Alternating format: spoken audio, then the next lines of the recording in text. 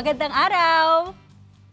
Marunong na ba kayong magsunod-sunod ng mga salita ayon sa alpabeto?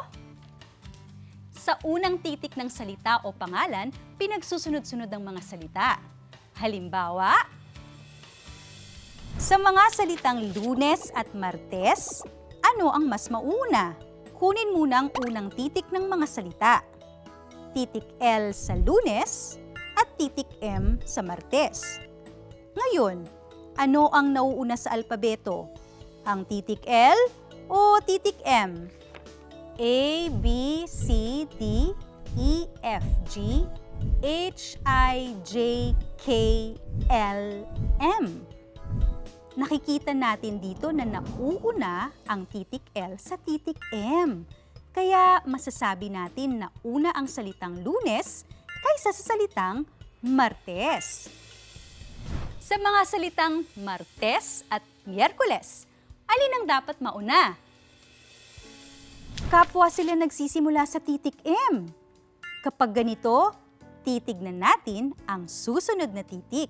Titik A sa Martes at titik I sa Miyerkules. Anong titik ang nauna? A o I? A ang nauna dahil ito ang unang titik sa alpabeto. Kaya masasabi natin na mauuna ang salitang Martes kaysa sa salitang Miyerkules. Kapag buong pangalan naman ng tao, kadalasan ay sa apelyido nagsusunod-sunod ng mga titik. Sa mga pangalang Corazon Aquino at Fidel Ramos, alin ang dapat mauna? Tandaan, sa apelyido tayo magsusunod-sunod. Aquino at Ramos. Mauuna ang Aquino dahil titik A ang simula nito, hindi ba? Pero paano kung ganito? Corazon Aquino at Benigno Aquino. Parehong Aquino ang kanilang mga apelyido. Paano na? Kapag ganito ang nangyari, sa mga unang pangalan nila tayo magkukumpara. Corazon na nagsisimula sa titik C at Benigno na nagsisimula sa titik B. Alin ang mauuna? Benigno dahil nauuna ang titik B sa titik C. Mauuna ang Benigno Aquino kaysa sa Corazon Aquino. Gusto niyo bang maglaro? Marunong ba kayong magsunod-sunod ng mga salita ayon sa alpabeto? Kumuha na kayo ng lapis at papel! Bilis! May lapis at papel na ba kayo? Narito ang unang pangkat ng mga salita. Bawat 10 saglit ay lilipat sa tamang lugar ang isang salita. Kailangan ninyong ayusin ang mga salita bago matapos ang takdang panahon. Handa na ba kayo? Simulan na natin!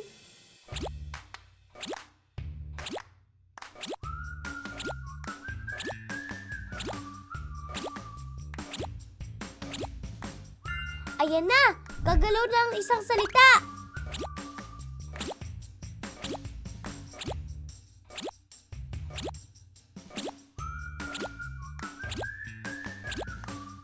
Gagalaw na ang pangalawang salita!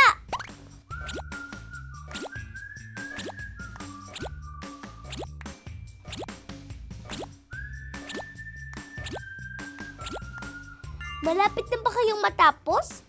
Isang salita na lang.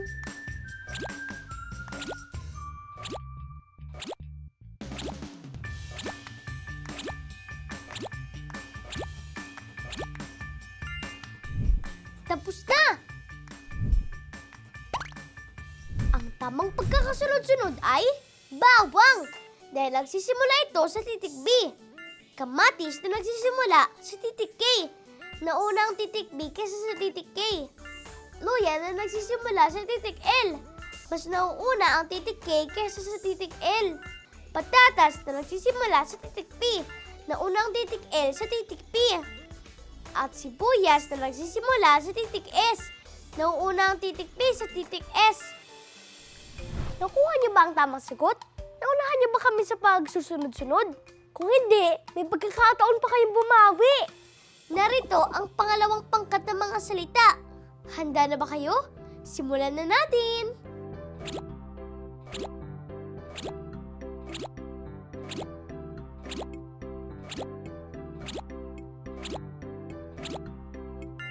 Ayan na! Gagalaw na ang unang pangalan!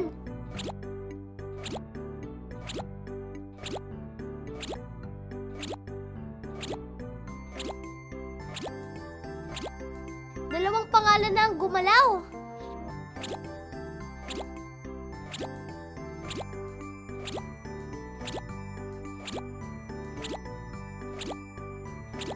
Isang pangalan na lang ang kulang. Bilisan niyo!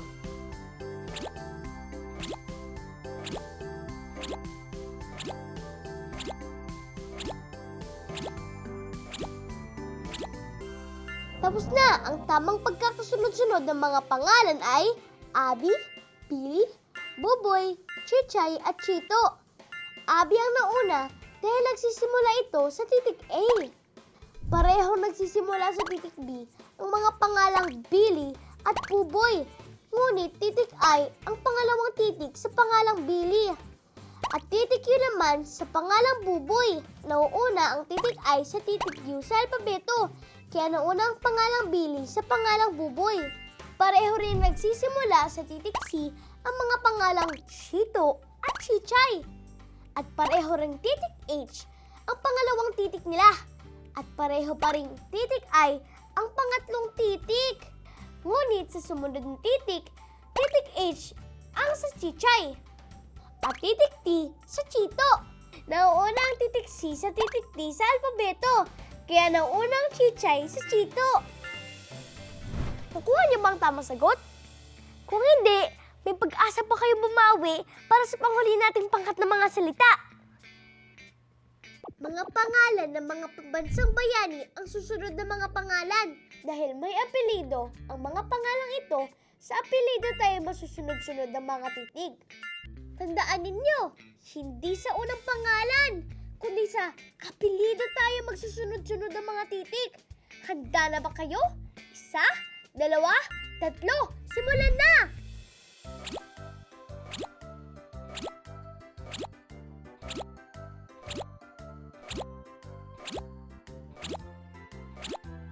Ayan!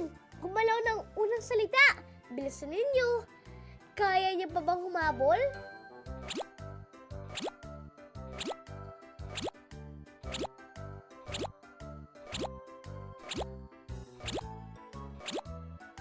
Isa na lang ang ating natitirang pangalan na gagalaw.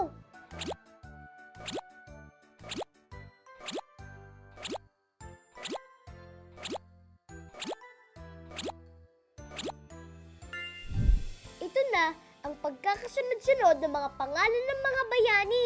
Andres Bonifacio dahil nagsisimula ang Bonifacio sa titik B. Parehong Luna ang apelyido ni Antonio at Juan Luna.